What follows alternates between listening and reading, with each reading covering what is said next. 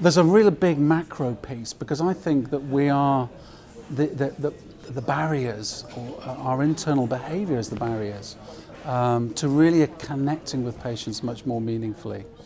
So we've always worked in a certain way, which is when we've required to engage with patients, we've asked the scientists, the academics, so what is the patient perspective?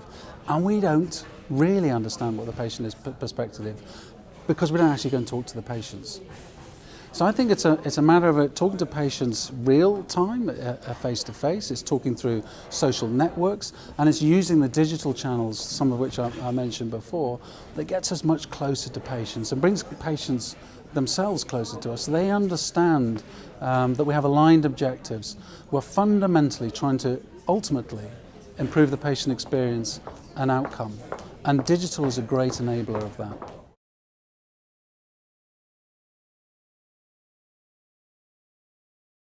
Social media is a great tool for patients to engage with. That's why they engage with it. There's nothing better than a patient being able to talk to other patients to understand their perspective.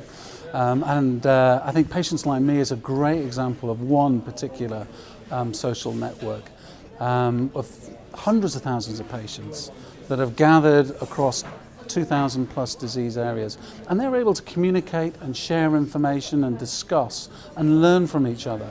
And that particular community really wants to engage with research, which is exactly where we have aligned objectives. So we can work with organisations like that to share the research opportunity and to get a closer understanding of the patient perspective, because it's only then that we'll deliver the right medicines in the right way that ultimately improve patient experience and outcome.